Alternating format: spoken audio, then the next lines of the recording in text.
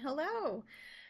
So this week, your main focus is going to be on the zoonotic disease project that you are responsible for. So you'll be putting together a presentation um, with all kinds of different information, images, as well as references. Okay? So in my years of doing this project, one of the areas that students typically fall short is in APA citation, providing appropriate resources and or citing those resources within their presentation. So with the permission of a former student, Elena Jones, I have gone ahead and posted her presentation for you so you can see exactly what it is that I'm looking for, an example of an excellent, well done presentation. So you can kind of gauge things as you get yourself organized to put together your own presentation. Um, I will say that this is your only assignment for this week, right? So, really dive into it, find good resources, have fun with it.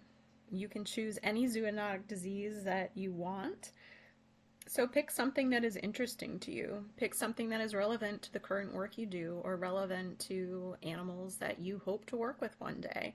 Educate yourself on zoonotic diseases that are out there and the relevance to you as a veterinary technician. Okay? So I'm going to go through this presentation and just kind of point out some important things for you. Okay?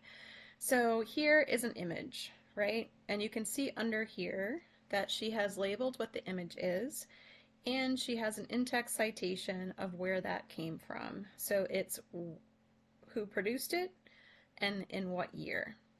So I know that when I get to the end of her presentation and I look at her reference list, that I am going to have a reference exactly for that at the end. Okay, so if you browse through here, you can see that she has one on every single image, including this image. So she gives credit to herself. So a very nice touch is that she included some personal images and she gave herself credit. So if she left it blank, I could be questioning, well, where did she get this? Did she just get it off the internet and didn't give credit where credit's due? Where did this come from? But no, she gave credit to it. So every single image that's on here, she is giving credit to, right? The other thing is that the other in-text citations that are happening are throughout the text. So most of this information that you collect is not going to be just general information that you know or that the public knows. It's going to be information that you had to research to find to then put into your presentation. So you need to give credit where you found that information. And what that does for me as an instructor, I can look that information up and say, yes, they did find it there. I can use those references and I can further research things myself on the topic. But you need to make sure that wherever the information is coming from, that you are clear in your presentation on where it can be found and when it was made. So I will say too, just in your references, you want to be finding stuff that's within the last like 5 years would be ideal. It can go back a little bit farther than that, but really find something that is relevant to veterinary medicine today and to you as a future veterinary technician. Okay, so you will see these throughout her entire presentation as well. And so I'm going to skip down here to her reference list. So again, everything that we just saw within the presentation is going to be in this list. So it gives me more information. Where did it come from? When was it made? If it's anything she found off the internet, she actually has links here where I can just actually copy and paste those and find those images and or resources myself. Everything is in alphabetical order.